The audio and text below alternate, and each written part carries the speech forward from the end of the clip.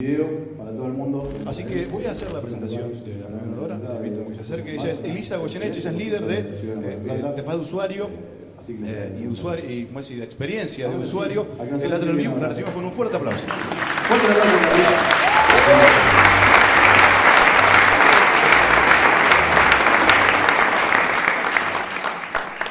Ahora sí. Hola, yo soy Elisa, soy diseñadora de experiencia de usuario. Trabajo en Lateral View, coordinando el equipo de diseño y diseñando experiencias digitales. Hacemos aplicaciones móviles y aplicaciones para web. Estoy muy orgullosa de ser parte de ese equipo, que tengo acá hablar. Pero bueno, no vengo a hablar de usabilidad y de que hay que prestar atención a los usuarios, que siempre es lo que vengo diciendo, sino de cuando la cagué.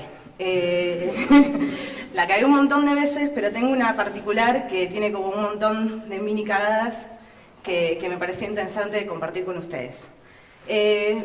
Me pareció interesante por dos cosas. Una es porque muchas veces la carrera de uno no es lineal, sino que tiene un montón de volteretas, y lo que yo hago ahora, que es diseño de experiencia de usuario, no existía cuando yo tenía 18 años.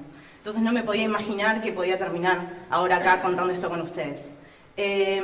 Y segundo, porque me parece que a veces no preparamos suficiente a las personas en una formación o en una universidad para lo que es el desarrollo profesional después. Cuando salimos de la universidad salimos como muy newbies y tenemos un montón de aprendizajes a las piñas de cómo presentar nuestro trabajo, cómo hacer respetar nuestro trabajo, vender diseño o vender edición, que era lo que yo estaba haciendo en ese momento. Es un intangible y es muy difícil de venderlo. Y cómo presentarlo más profesionalmente y hacer respetar su trabajo, y también las cuestiones legales respecto a eso, no nos las enseñan y las aprendemos a los ponchazos por lo general. Así que bueno, yo antes de estudiar diseño multimedia estudié cine, y en cuarto año tuve la oportunidad de trabajar en un estudio de animación.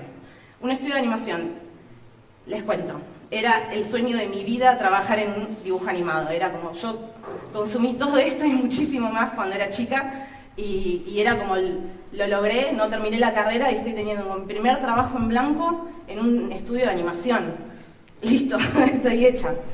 Y eso hizo que por ahí pasara por alto muchas alarmas de cosas que estaban pasando. Estaba muy contenta y por ahí no me di cuenta que, por ejemplo, ya en la primera entrevista de trabajo tuve una gran alarma. Tuve que esperar 6 horas para que me entrevistaran sin aviso previo de que yo iba a estar perdiendo todo mi día con ellos ahí. Y eso ya fue una alarma de esas que uno debería ver, pero salí como, no importa, voy a trabajar en un dibujo animado, ya fue.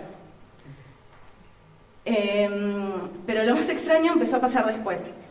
Yo al principio entré a trabajar por 4 horas, después me pasaban a full time, me cruzo con un compañero en el pasillo y le digo, hey, me pasaron a full time, estoy re contenta, voy a trabajar más en este dibujo, qué sé yo.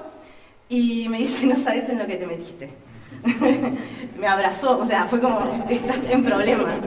Y después me contó que en realidad ella venía trabajando hace más de un año en el proyecto, y ese dibujo animado, hacía 4 años que estaba en producción, nunca había salido al aire, que ellos ya creían que no iba a salir al aire, y que dudaban de la financiación de ese proyecto.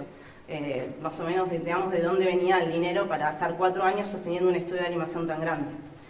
Pegado a eso, mientras trabajábamos, empezaron a visitarnos personas de la India, que nos venían a ver cómo trabajábamos, no nos hablaban, nos observaban, y después me entero de que uno de los dueños del estudio de animación era coordinador en La Plata de una asociación internacional que enseña filosofía hindú y a respirar. Me imagino que se pueden llegar a dar cuenta de qué asociación hablo. Yo no estoy en contra de meditar, es más, estoy a favor, pero no de la filosofía como la tomaban ellos en el estudio. Básicamente nuestro jefe decía que nosotros perfectamente podíamos trabajar 14, 16 horas por día, y si no estábamos pudiendo cumplir eso era porque nosotros no nos alimentábamos bien y no meditábamos bien. Lo cual era como, ¿en serio? O sea, yo creo que la meditación me puede ayudar, pero no tanto.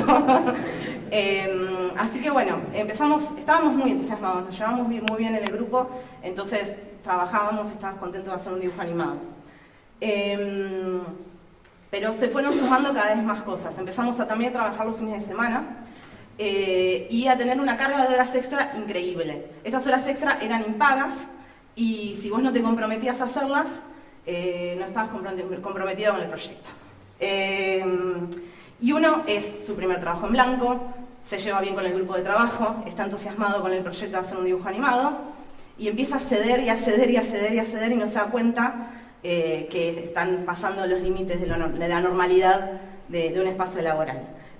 Nos agregaron un coach que nos analizaba psicológicamente y nos decían, teníamos como citas con él aparte y claramente nos tocaba todas las debilidades y las inseguridades profesionales que teníamos por recién haber salido de la universidad. Y nos decía cosas muy absurdas como, por ejemplo, vos no sos proactivo porque tus gemelos son pequeños. Qué retrógrado. Tengo que tener gemelos más altos, más anchos. Cosas muy estúpidas.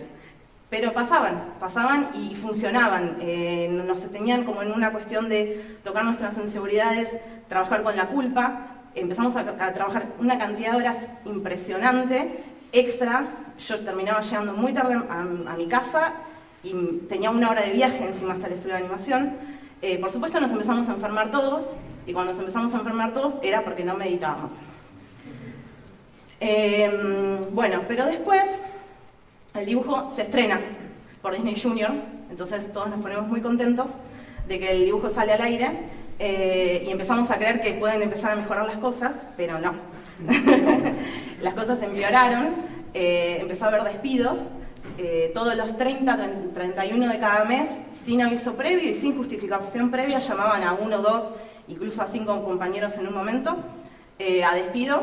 Entonces se generaba una sensación también de miedo, o sea, estábamos con culpa, inseguridades y ahora miedo a los despidos. Y al no hablar, ¿no? Al no quejarte de nada porque ya sabes lo que va a venir.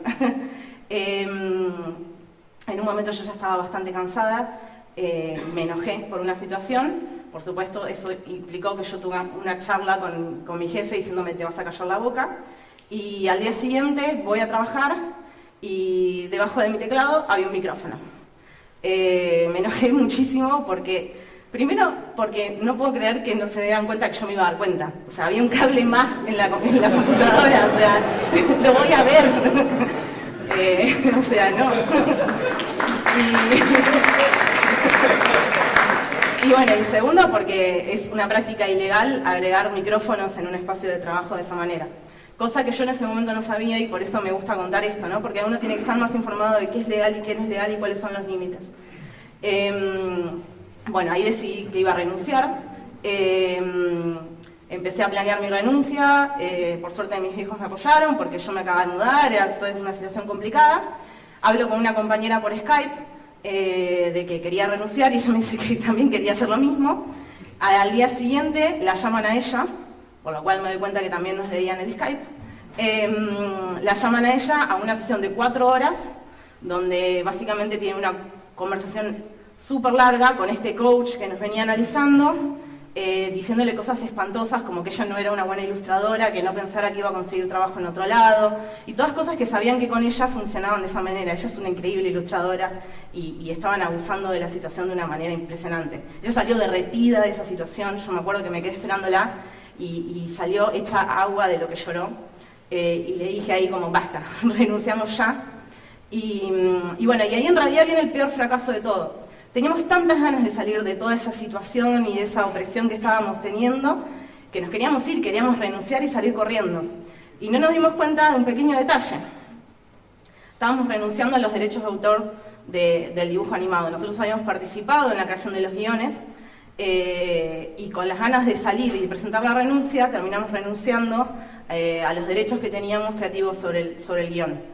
Este dibujo animado después se licenció en un montón de canales en todo el mundo y no vimos un peso de regalías de nada. Así que eso fue como el garrón mayor. Y ahí estamos. Fuerte el aplauso, por favor.